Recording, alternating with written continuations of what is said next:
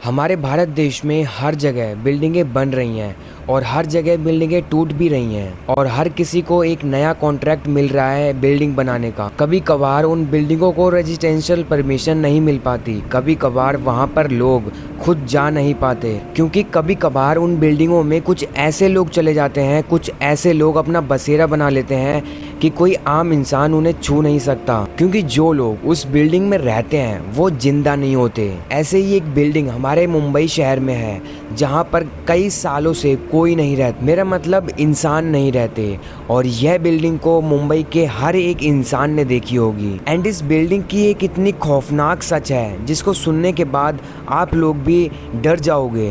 ये वही रोड है जो कि मुंबई में मीरा रोड और दहीसर रोड के बीच में पड़ती है। मोस्टली हर किसी बंदे ने इस बिल्डिंग को देखा होगा जो लोकल ट्रेन से ट्रैवल करता है या मेट्रो से ट्रैवल करता है, लेकिन कभी किसी ने ये नहीं सोचा होगा कि ये बिल्डिंग खंडर कैसे बन गई और क्या है इसके पीछे का सच। ये वीडियो शुरू करने से पहले मैं आपको साफ साफ बता देता हूँ कि ये कहानी मीरा रोड और दहीसर लोकल्स के वर्ड्स ऑफ माउथ पर बेस्ड है एंड ये वीडियो उन्हीं का एक रिप्रेजेंटेशन है। एंड ऐसी और मिस्टीरियस पैरानॉर्मल हॉरर स्टोरी सुनना पसंद है तो इस चैनल को सब्सक्राइब कर दीजिए। अब ये कहानी शुरू होती है।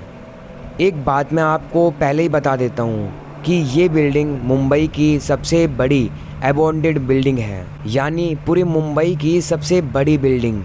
एक ज़माना था कि इसके ऊपर लाखों रुपए खर्च किए गए थे, लेकिन आज के टाइम में ये खाली पड़ी हुई है। रहना तो छोड़ो, इसके आसपास भी कोई भटकना नहीं चाहता। ये बिल्डिंग को हीरानंदा ने डेवलपर ने बनाना शुरू किया था एंड कहा जाता है कि 2001 में इस बिल्डिंग का पूरा काम खत्म हो गया था, लेकिन पता नहीं वहाँ पर ऐसा कौन सा हादसा हुआ, उसके बाद से ये बिल्डिंग सालों से अभी तक बंद पड़ी हुई है। अगर फैक्ट्स और पेपर की बात करें तो ये बिल्डिंग मेन ध्रुव लैंड पर बना है, इसलिए गवर्नमेंट ने इसे रेजिडेंशियल परमिशन नहीं दी, ऐसा पेपर में लिखा हुआ है। अगर लोगों की बात माने तो बात तो कुछ और ही थी। बताया जाता है कि जब ये बिल्डिंग बन रही थी तब यहाँ पर टाइम टू टाइम हादसे होते रहते थे। बताया जाता है कि 2000 में इस बिल्डिंग का 9वां माला बन रहा था एंड रात को वहाँ पर 40 से 50 वर्कर काम किया करते थे।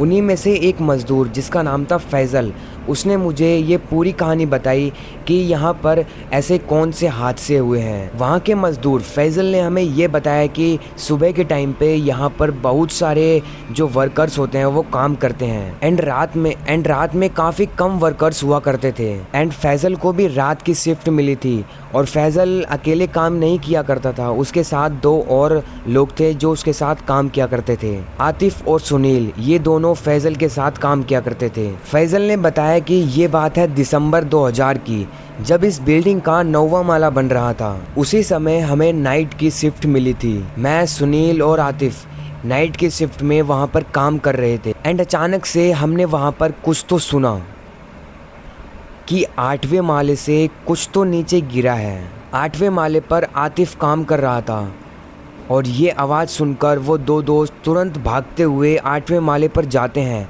और आतिफ को देखते हैं तो आतिफ तो नॉर्मल सा खड़ा हुआ था, उसे कुछ नहीं हुआ था। एंड फिर हम अपने काम पर लग गए क्योंकि कुछ ही देर में एक ट्रक आने वाला था मिट्टी लेकर आगे के काम के लिए। एंड वहाँ का सारा काम खत्म करके रात के टाइम हम अपने घर की ओर निकल लिए, लेकिन आतिफ ने कहा कि मुझे यहाँ पर थोड़ी देर और रुकना है, मुझे कुछ काम है, तुम लोग जाओ मैं आ जाऊंगा। हम अपने घर चले गए एंड अगले ही दिन रात में हम काम करने के लिए वापस पहुँचे। वहाँ पर मैं, सुनील और आतिफ हम 3 काम कर ही रहे थे, लेकिन एक और हमारे साथ काम कर रहा था जिसका नाम था आकाश, और वो हमें बड़ी ही अजीब तरीके की नज़रों से हमको देखे जा रहा था। हमें लगा कि हम काम करते करते बहुत ज़्यादा बोलते हैं इसलिए शायद वो हमें देख रहा हो, लेकिन वजह कुछ और थी। फिर आखिर में मैंने और सुनील ने आकाश से पूछा कि तू हमें इतनी गौर से क्यों देख रहा है। फिर आकाश बोलता है कि मैं तुम दोनों को काफ़ी देर से नोटिस कर रहा हूँ कि तुम एक खाली दीवार को देखकर उनसे बातें कर रहे हो। फिर सुनील ने कहा कि भाई हम खाली दीवार को देखकर उससे बात नहीं कर रहे, बल्कि हम आतिफ से बात कर रहे हैं। यहीं पे तो खड़ा है आतिफ। आकाश ने बोला कौन आतिफ, कहाँ पे खड़ा है, मुझे तो नहीं दिख रहा। तभी आकाश बोलता है कि आतिफ की लाश मुझे आज सुबह रेत के नीचे पड़ी मिली थी।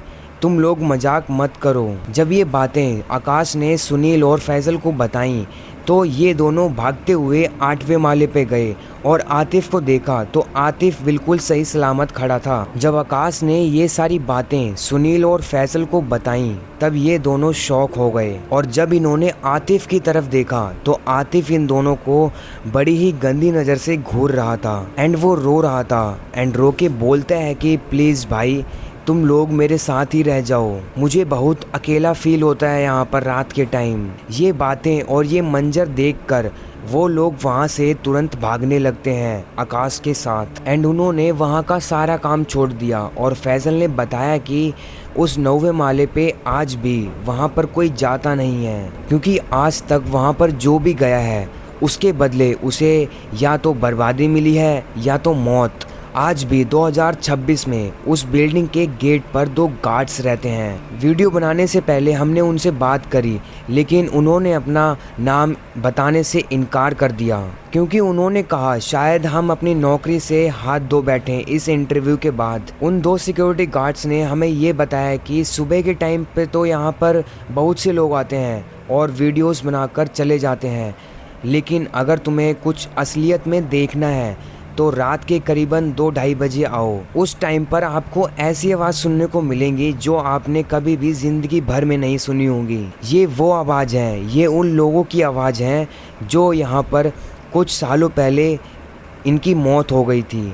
अब ये तो सिर्फ एक कहानी है जो कि लोगों ने बनाई है, लेकिन शायद क्या पता ये रियल हो। लेकिन लोग आजकल कूल बनने के चक्कर में वीडियोस पर कमेंट कर देते हैं कि मैं इस बिल्डिंग में घूम कर आ रखा हूँ, मुझे भूतों से डर नहीं लगता है। लेकिन कूलनेस के चक्कर में कभी भी इस बिल्डिंग के 9वें माले पर मत चले जाना, वरना तुम्हारे साथ भी कुछ ऐसा हो सकता है जो 20 सालों में किसी के साथ नहीं हुआ। अंत में मैं सिर्फ इतना ही कहना चाहता हूँ कि भूतों की भी एक अलग दुनिया होती है, ये आत्माओं की भी अलग एक दुनिया होती है। इनके भी घर होते हैं, जो लोग शांति से मर जाते हैं उनका बसेरा कब्रिस्तान या फिर शमशान घाट में होता है। और जिन लोगों की मौत किसी खौफनाक तरीके से होती है वो अपनी जगह को ही कब्रिस्तान बना लेते हैं। एंड ऐसी हॉरर, पैरानॉर्मल, मिस्टीरियस वीडियोस देखने के लिए मेरे चैनल को सब्सक्राइब जरूर कर लेना एंड वीडियो को लाइक करके कमेंट सेक्शन में ज़रूर बताना कि क्या आपने इस बिल्डिंग को देखा है।